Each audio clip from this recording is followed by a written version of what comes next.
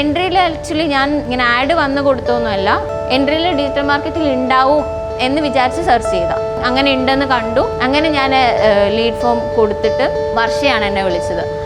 ഞാനിങ്ങനെ റെഡി ആയിരുന്നു, വർഷ കൺവിൻസ് ചെയ്യൂ പ്ലീസ്, എന്നെ ഒന്ന് കൺവിൻസ് ചെയ്യൂ. പിന്നെ എനിക്ക് തോന്നുന്നു കോസ്റ്റ് വൈസും എനിക്ക് കുറച്ചുകൂടി കംഫർട്ടബിൾ ആയിരുന്നു. കാരണം ഞാൻ റിസൈൻ ചെയ്തു, എൻ്റെ ഞാൻ അപ്പോൾ കല്യാണം കഴിച്ചതേ ഉള്ളൂ, ബാലൻസ് ഒന്നും ഉണ്ടായിരുന്നില്ല, ബാങ്കൊക്കെ കാലിയായിരുന്നു.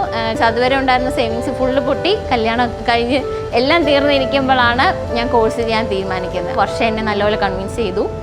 ക്ലാസ് നന്നായി തന്നെ പോകുന്നു. ആക്ച്വലി സബർ സാർ അടിപൊളിയാണ്.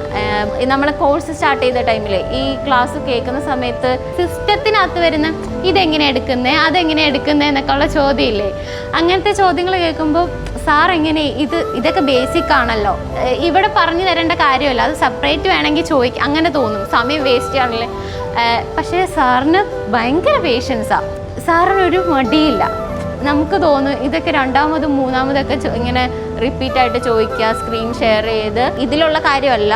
അപ്പാർട്ട് ഫ്രം ദാറ്റ് എങ്ങനെ ഇത് യൂസ് അങ്ങനെ തുടങ്ങി പറഞ്ഞു തരുന്നല്ലോ. അങ്ങനെ പിന്നെ ആണെങ്കിലും എല്ലാവർക്കും ഭയങ്കര സപ്പോർട്ടീവാണ്. എപ്പോൾ എവിടെ നിന്നുള്ള ക്വസ്റ്റ്യൻ ചോദിച്ചാലും ഒരു മടിയില്ലാതെ പറഞ്ഞു തരും. ഞങ്ങൾ ഭയങ്കര ഹാപ്പിയാണ്. എനിക്ക് തോന്നുന്നു ഞങ്ങളുടെ ബാച്ചിൽ എല്ലാവരും ഭയങ്കര ഹാപ്പി ആയിരിക്കും. അടിപൊളിയായിട്ട് പോകുന്നു.